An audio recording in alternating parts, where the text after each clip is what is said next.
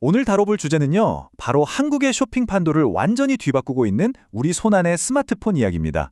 말 그대로 모든 게 이 작은 화면 안에서 벌어지고 있거든요. 자, 그럼 시작해볼까요? 이 거대한 변화, 사실 그 중심에는 우리 모두가 이미 겪고 있는 아주 익숙한 경험이 있어요. 바로 쇼핑의 중심이 더 이상 거리에 있는 가게가 아니라 바로 우리 손안에 있는 이 스마트폰으로 완전히 넘어왔다는 거죠. 자, 한번 솔직하게 생각해보세요.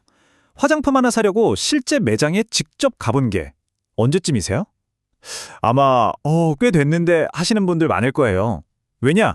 이제 우리한테 가장 중요한 가게는 바로 이 스마트폰이니까요. 네, 이건 그냥 잠깐 지나가는 유행 같은 게 아니에요. 말 그대로 소비 생활에 지각 변동이 일어난 겁니다. 최근 데이터를 보면 이게 너무나도 명확하게 드러나죠. 소비의 중심축이 거리에서 우리 손안으로 완전히 넘어왔다는 거예요. 그런데요, 이 변화가 특히 정말 폭발적으로 일어나고 있는 분야가 하나 있습니다. 온라인 쇼핑, 다들 성장하고 있죠. 그런데 그 중에서도 정말 다른 모든 분야를 그냥 압도해버리는 속도로 판을 새로 짜고 있는 카테고리가 있습니다. 바로 뷰티 앱이에요. 자, 이 그래프 좀 보세요. 진짜 흥미롭지 않나요?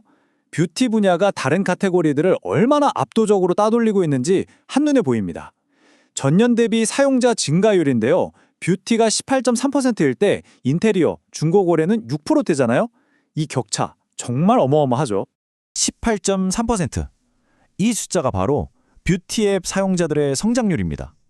정말 놀랍지 않나요? 이게 뭘 의미하냐면요. 더 이상 뷰티 쇼핑이 앱으로도 할 수 있지? 이 정도가 아니라는 거예요. 이제는 그냥 앱으로 하는 게 당연한, 앱이 우선인 세상이 됐다는 아주 강력한 신호인 거죠. 근데 이게 더 대단한 게 뭐냐면요.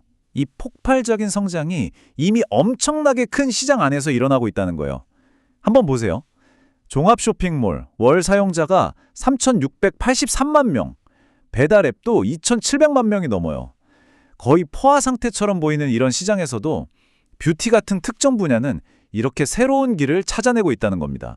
자, 이렇게 시장이 어느 정도 자리를 잡아가나 싶었을 때 갑자기 거대한 플레이어가 등판해서 이 성장 스토리를 그냥 통째로 다시 써버립니다.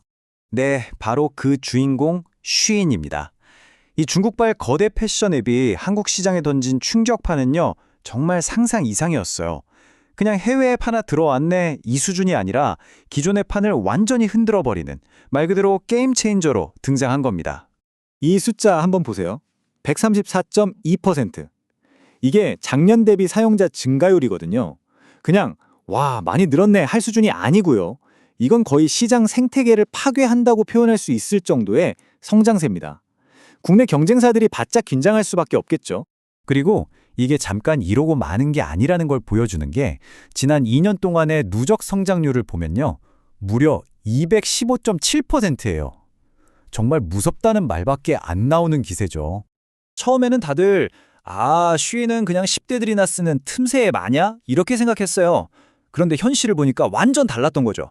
20대는 물론이고 30대, 40대까지. 그러니까 우리 시장의 핵심 소비층으로 무섭게 파고들고 있는 겁니다. 이 빠른 확산 때문에 국내 플랫폼들은 진짜 심각한 고민에 빠지게 된 거예요. 도대체 이들과 어떻게 싸워야 하나 하고 말이죠. 그런데요, 이 온라인 쇼핑 시장을 차지하려는 경쟁은요, 그냥 하나의 큰 전쟁터가 아니에요.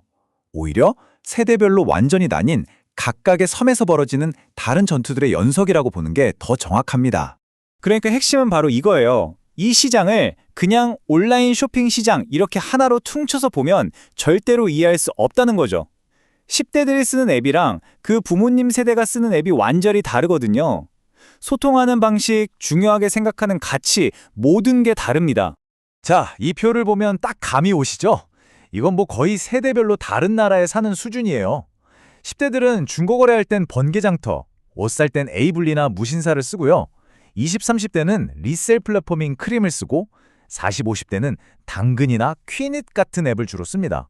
각자 자기들만의 국민 앱이 따로 있는 거예요. 이걸 바로 앱의 정체성이라고 부를 수 있습니다. 아주 간단해요.